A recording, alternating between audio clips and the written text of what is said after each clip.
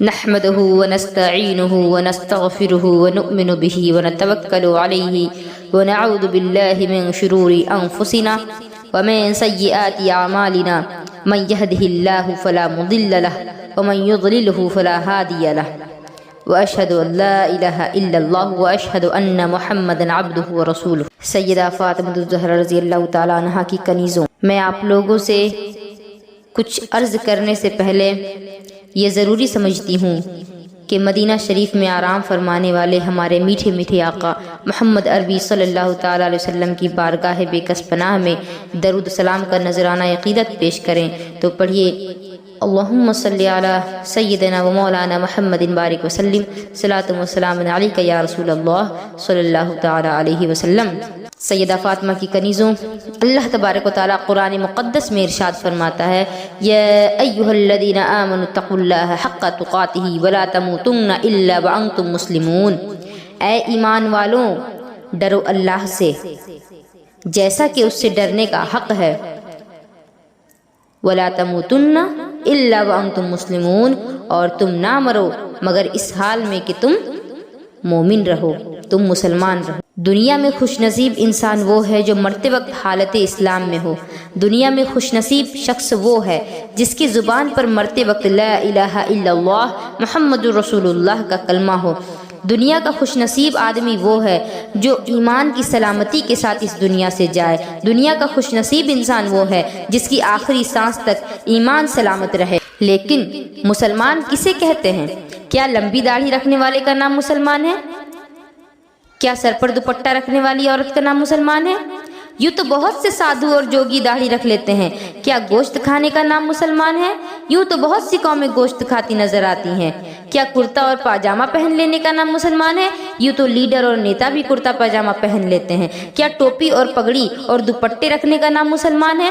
یوں تو پنجابی اور دیگر قوم کے مرد بھی ٹوپیاں رکھتے ہیں اور دیگر قوم کی عورتیں بھی سروں پر دوپٹہ رکھ لیا کرتی ہیں کبھی کبھار۔ بلکہ اللہ و رسول کو ماننے کا نام اسلام ہے۔ اللہ و رسول کے ہر حکم کو ماننے کا نام اسلام ہے۔ اللہ اور رسول کے حکم پر جان نشاور کرنے کا نام اسلام ہے۔ اللہ و رسول کے نام پر جان اور مال قربان کر دینے کا نام اسلام ہے۔ سرکار دو عالم صلی اللہ تعالی علیہ وسلم کی زندگی کا مطالعہ کریں تو سرکار دو عالم صلی اللہ تعالی علیہ وسلم کی سیرت کا جائزہ لیں تو آپ کو معلوم ہوگا کہ اللہ کے پیارے حبیب صلی اللہ تعالی علیہ وسلم نے اللہ کے ہر حکم کو بندوں تک پہنچایا۔ سرکار مدینہ نے پہلے خود عمل کر کے دکھایا اور اس کے بعد لوگوں سے کہنے کو کہا۔ اللہ کے ہر حکم کے سامنے آپ نے سر جھکایا۔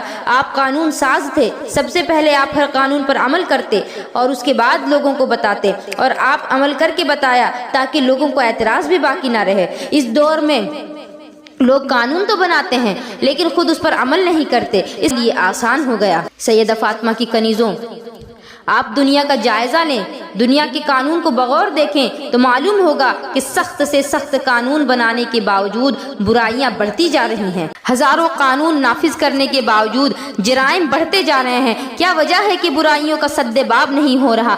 آپ غور کریں تو پتہ چلے گا کہ ان سب قانون کو بنانے والا انسان ہے، نافذ کرنے والا انسان ہے۔ انسان کے افکار و اذہان محدود ہیں، انسان سے غلطیاں ہو سکتی ہیں۔ دنیا کا قانون داں جب قانون بناتا ہے تو ماضی اور حال کو دیکھ کر قانون بناتا ہے، اس لیے وہ قانون مستقبل کے لیے بے سود ہوتا ہے۔ وہ قانون اتنا مستحکم نہیں ہوتا جو انسان کے لیے ہر دور میں کام آ جائے، اس لیے وہ قانون ریت کے تاج محل کی طرح تھوڑے دنوں میں زمین دوز ہو جاتا ہے۔ لیکن اسلام کا قانون وہ قانون ہے جس قانون کا بنانے والا خالق کائنات ہے، پروردگار عالم ہے، جو حی ہے، قیوم ہے، جس کا نافذ کرنے والا بانی اسلام مدنی تاجدار محمد مصطفیٰ صلی اللہ تعالیٰ علیہ وسلم ہے۔ خالق کائنات کے سامنے ماضی بھی حال ہے، مستقبل بھی۔ جو ہو چکا اس کو اللہ تبارک و تعالیٰ جانتا ہے، جو ہو رہا ہے اس کا بھی علم اللہ تبارک و تعالیٰ کو ہے، اور جو ہونے والا ہے اس کو بھی اللہ تبارک و تعالیٰ جانتا ہے۔ اس لیے رب تبارک و تعالیٰ نے اپنے بندوں کے لیے ایسا قانون بنا کے بھیجا جو ماضی والوں کے لیے بھی کارآمد ہو،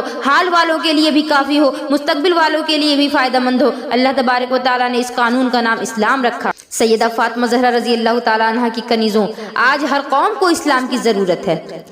اس دور میں اسلامی قانون کی ضرورت ہر ملک والوں کے لیے ضروری ہو گئی ہے، ہر مذہب والوں کے لیے ضروری ہو گئی ہے، ہر قوم والوں کے لیے ضروری ہو گئی ہے، ہر شہر والوں کے لیے ضروری ہو گئی ہے۔ اگر آپ معاشرے سے برائیاں ختم کرنا چاہتی ہیں اگر آپ معاشرے سے برائیاں ختم کرنا چاہتی ہیں تو اسلامی قانون کو اپنا بنانا ہوگا۔ اگر آپ سوسائٹی سے برائیاں ختم کرنا چاہتی ہیں تو اسلامی قانون کو گلے لگانا ہوگا۔ اگر آپ سماج سے جرائم دور کرنا چاہتی ہیں تو اسلامی قانون نافذ کرنا پڑے گا۔ اگر آپ اپنے شوہر سے برائیاں دور کرنا چاہتی ہیں تو اسلامی قانون جاری کرنا ہوگا۔ اگر آپ اپنے شہر سے برائیاں دور کرنا چاہتی ہیں تو اسلامی قانون جاری کرنا ہوگا۔ اگر آپ اپنے ملک کے جرائم کو ختم کرنا چاہتی ہیں تو اسلامی قانون قبول کرنا ہوگا۔ سیدہ فاطمہ کی کنیزوں، آپ اس دور کا جائزہ لیجئے، اپنے معاشرے کا بغور مطالعہ کیجئے، نافذ کردہ قانون کا جائزہ لیجئے تو معلوم ہوگا کہ شراب نوشی جرم ہے۔ اشتہارات کے ذریعے اس مضر اثرات کو بتایا جاتا ہے، پوسٹروں کے ذریعے لوگوں کو بتایا جاتا ہے کہ شراب نہ پئیں، صحت کے لیے مضر ہے، لیکن شراب بیچنے والوں پر کوئی پابندی نہیں۔ لائسنس نکال لیا گیا تو شراب بیچنا کوئی جرم نہیں۔ تو میں پوچھنا چاہتی ہوں اس قانون ساز سے جو شراب لائسنس کے ذریعے بیچی جاتی ہے، کیا وہ صحت کے لیے مضر نہیں؟ میں پوچھنا چاہتی ہوں اس قانون ساز سے جو شراب لائسنس کے ذریعے بیچی جاتی ہے، کیا وہ شراب پینے کے بعد انسان اپنے عقل و حواس نہیں کھو بیٹھتا؟ میں پوچھنا چاہتی ہوں اس قانون ساز سے کہ جو شراب لائسنس کے ذریعے بیچی جاتی ہے، کیا وہ شراب پینے کے بعد انسان برے اور بھلے کی تمیز کو فراموش نہیں کر دیتا؟ اگر ایسا ہے تو اس قانون ساز کو سوچنا چاہیے کہ اپنے ذہن کے پردے کو وسیع کرنا چاہیے کہ جو شراب لائسنس لے کے فروخت کرے وہ بھی مجرم، اور جو لائسنس کے بغیر فروخت کرے وہ بھی مجرم، جو شراب پیے وہ بھی مجرم، اور جو شراب پلائے وہ بھی مجرم، کیونکہ شراب آخر شراب ہے۔ اگر آپ سچے دل سے معاشرے سے شراب نوشی ختم کرنا چاہتے ہیں تو اسلامی قانون کو اپنے لیے اسلامی قانون اپنانا ہوگا۔ شراب نوشی خود بخود ختم ہو جائے گی۔ قرآن مقدس یوں ارشاد فرماتا ہے، یسألونک عن الخمر والمیسر قل فیہما اثم کبیر۔ اے محبوب صلی اللہ تعالیٰ علیہ وسلم، آپ سے لوگ جوا اور شراب نوشی کے بارے میں پوچھتے ہیں، آپ کہہ دیجئے کہ یہ دونوں حرام ہیں اور بہت بڑے جرم ہیں۔ آپ فرما دیجئے کہ یہ دونوں بہت بڑے جرم ہیں۔ اسلامی قانون کے مطابق شراب بنانا جرم، شراب بیچنا جرم، شراب کو ہاتھ لگانا جرم، شراب پینا جرم، شراب پلانا جرم، چھپ کے پئیں تو بھی جرم، دکھا کے پئیں تو بھی جرم۔ اگر معاشرے سے برائی کو دور کرنا چاہتی ہیں تو اسلامی قانون کو نافذ کرنا ہوگا۔ یہی قانون قانون الہی ہے جو ہر دور میں کارآمد ثابت ہوگا۔ سیدہ فاطمہ کی کنیزوں، دنیا میں جتنے بھی مذاہب ہیں سب سے عمدہ مذہب اسلام ہے۔ اسلام حسن سلوک میں سب سے آگے ہے، اسلام کردار و گفتار میں سب سے آگے ہے، اسلام طہارت و پاکیزگی میں سب سے آگے ہے، اسلام بے باکی و حق گوئی میں سب سے آگے ہے، اسلام تمام مذاہب پر حاوی ہے۔ تاریخ کا مطالعہ کیجئے تو معلوم ہوگا کہ کوئی مذہب ایسا نہیں جو انسان کی زندگی کے ہر گوشے میں رہنمائی کرتا ہو، لیکن صرف اسلام ہی ہے جو انسان کے ہر گوشے میں رہنمائی کرتا ہوا نظر آتا ہے۔ صرف مذہب اسلام ہے جو انسانی زندگی کی ہر جگہ رہنمائی کرتا ہوا ثابت ہو رہا ہے۔ بانی اسلام محمد عربی صلی اللہ تعالی علیہ وسلم کی زندگی ہمارے لیے مشعل راہ ہے۔ سرکار مدینہ صلی اللہ تعالی علیہ وسلم کی زندگی ہماری جلوت میں رہنمائی کرتی ہے، ہماری خلوت میں رہنمائی کرتی ہے، ہمارے سفر میں رہنمائی کرتی ہے، ہمارے حضر میں رہنمائی کرتی ہے، رات میں رہنمائی کرتی ہے، دن میں رہنمائی کرتی ہے، صبح میں رہنمائی کرتی ہے، شام میں رہنمائی کرتی ہے، تجارت میں رہنمائی کرتی ہے، کاروبار میں رہنمائی کرتی ہے، معاملات میں رہنمائی کرتی ہے، گھریلو معاملات میں رہنمائی کرتی ہے۔ گویا سرکار کی زندگی ہماری زندگی کے ہر گوشے میں رہنمائی کرتی ہوئی نظر آ رہی ہے۔ دنیا میں کوئی پیشوا ایسا نہیں جس کی زندگی انسانیت کے لیے مشعل راہ ہے۔ سرکار دو عالم صلی اللہ تعالی علیہ وسلم کی زندگی انسانیت کے لیے مشعل راہ ہے۔ اگر آج دنیا والے سرکار دو عالم صلی اللہ تعالی علیہ وسلم کی زندگی اپنا لیں، اگر دنیا والے اسلامی قانون کو نافذ کریں تو سارے ملک میں امن و امان قائم ہو جائے گا، جرائم ختم ہو جائیں گے، برائیاں دور ہو جائیں گی۔ اسلامی قانون سب کے لیے رحمت ہے۔ اگر ساری دنیا میں اسلامی قانون نافذ ہو جائے تو مظلوموں کو انصاف مل جائے گا، سرمایہ داروں کی طرف دور سے بھی نہیں، اس گناہ کی طرف سوچیں گے بھی نہیں، کیونکہ زنا کی سزا سنگسار کرنا ہے۔ یعنی جب کوئی زنا کر لے، کوئی مرد یا کوئی عورت، جب کوئی مرد کسی عورت کا ریپ کر دے یا کوئی عورت اگر کسی مرد کی طرف مائل ہو اور اس کے ساتھ غلط تعلق بنائے تو ان دونوں مردوں کو، اگر وہ دونوں شادی شدہ ہیں تو ان دونوں کو پتھر سے مارنے کا حکم دیا گیا ہے، اور پتھر سے اس وقت تک مارا جائے جب تک کہ یہ دونوں مر نہ جائیں۔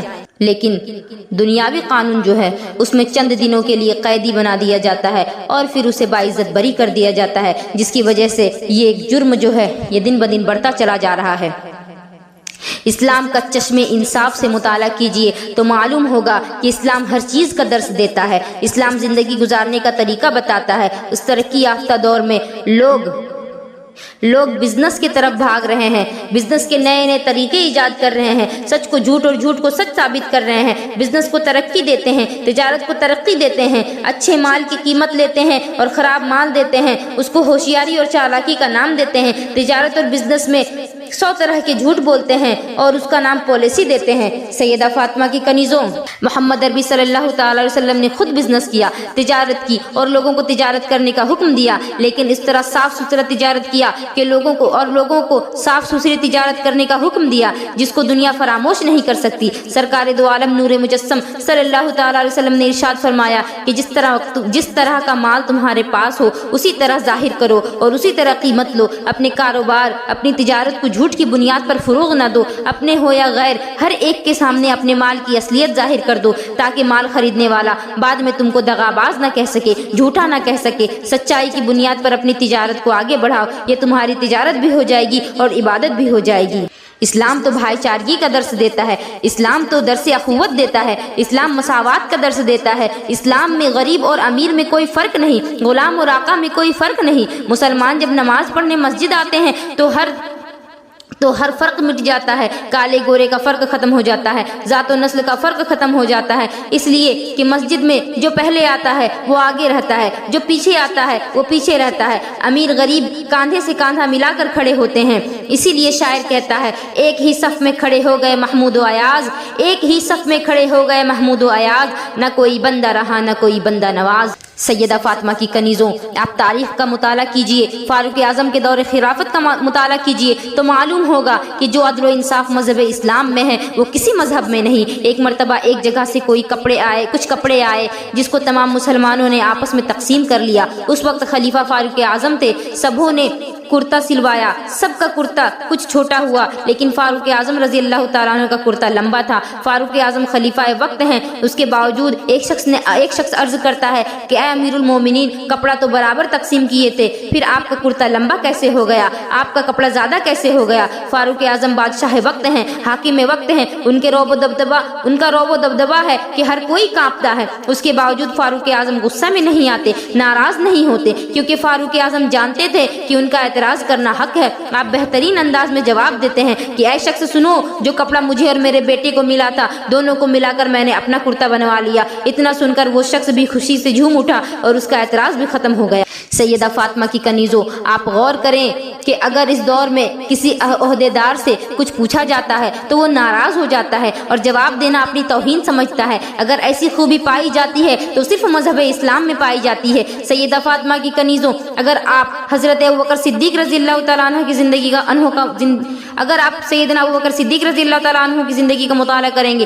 तो आपको मालूम होगा कि खलीफा वक्त होने के बावजूद बाजार से बेवा औरतों के लिए सामान खरीद कर लाते, यतीमों के सर पर शफ़क़त का हाथ रखा करते, रात को बाजारों में फिरा करते और देखा करते कि कोई मुसीबत में तो गिरफ्तार नहीं, कोई परेशानी में तो मुब्तला नहीं। अगर किसी परेशान हाल को पाते तो उसकी मदद कर दिया करते। लेकिन इस दौर का मुताला करें तो मालूम होगा कि अगर कोई ऊंचे ओहदे पर फाइज है तो किसी गरीब का वहां तक पहुंचना मुश्किल है। कोई परेशान हाल है तो वो परेशानी उनकी दूर नहीं की जा सकती, क्योंकि उसके पास गरीबों के लिए वक्त ही नहीं होता। अगर गरीबों से मिलने का वक्त उनके पास है तो सिर्फ इलेक्शन के मौके पर, उसके बाद कभी और किसी के पास गरीबों से मिलने का वक्त नहीं रहता। फिर मुल्क कैसे तरक्की कर सकता है? अगर अमीर और गरीब सब के लिए यकसा कानून है तो सिर्फ मजहब इस्लाम में है, क्योंकि मजहब इस्लाम अखुवत का दर्स देता है, मजहब इस्लाम भाईचारगी का दर्स देता है। सैयदा फातिमा की कनीज़ों, एक मरतबा सैयदना उमर फ़ारूक रज़ी अल्लाह तआला अन्हु अपने ग़ुलाम के साथ दूसरे मुल्क की तरफ सफ़र के लिए जा रहे थे।